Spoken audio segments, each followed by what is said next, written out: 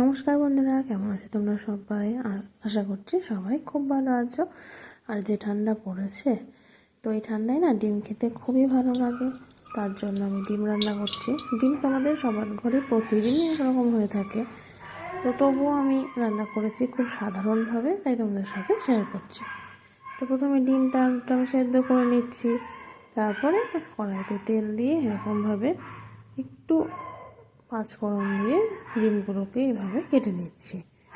আর ডিমের মধ্যে লবণ আর হলুদ মাখিয়ে প্রথমে ডিমগুলোকে ভেজে নেব। আমি এখানে 4টে ডিম রান্না করছি। আর একটা ডিম ফাটাতে গিয়ে না, সেদ্ধ হওয়ার পরে খোসা ছাড়াতে গিয়ে না ছিঁড়ে গেছিলো, তাই এটা তেলে দেওয়ার পরেও না বারবার ছেড়ে যাচ্ছে।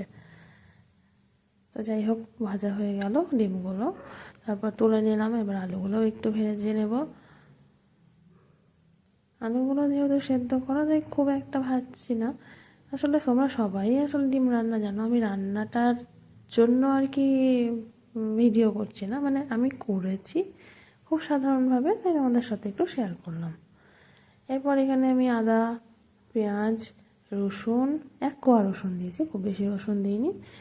আর আদা বাটা, জিরে বাটা খুবই সামান্য একটু দিয়ে তেলের মধ্যে দিয়ে দিলাম। এবার একটু নাড়াচাড়া করে একটু গরম মশলা জলের মধ্যে গুলে দিয়ে দিলাম। এবার একটু নাড়াচাড়া করে মশলা থেকে তেল ছেড়ে দেওয়ার পর সামান্য মতো, অর্থাৎ 1 চামচ মতো আমি টক দই দিলাম। টক দই দিলে এই ডিমের স্বাদটা বেশ অন্যরকম হয়, ওই জন্য আমি দিই। তোমরা কি করো আমি জানি না, আমার ভালো লাগে। এরপর মশলাটা ভেজে নেওয়ার পরে জল দিয়ে দিলাম। খুব একটা বেশি জল দিইনি। দেখো, আলু আর ডিম সামান্য গলে আছে, হতে প্রচুর দিতে হবে। আলু মতো করবো, অল্প একটু ডিম আর আলু দিয়ে ভালোভাবে ঢাকা দিয়ে ফুটিয়ে নেব। ঢাকা দিয়ে ফোটালে কী হয়, ডিমের মধ্যে রস ঝোলটা দিয়ে খুব তাড়াতাড়ি ঢুকে যায়, নরমও হয়, আলুগুলো তাড়াতাড়ি সেদ্ধ হয়ে গেছে। আর এটা বাড়িতেও নামিয়ে নিয়েছি। এবার এটা গরম গরম ভাতের সাথে খেয়ে নেব। তো আশা করছি সবারই রেসিপিটি খুবই ভালো লাগবে। একবার অন্ততপক্ষে ট্রাই করে দেখো, আর ভালো লাগলে অবশ্যই কমেন্টস করে জানিও।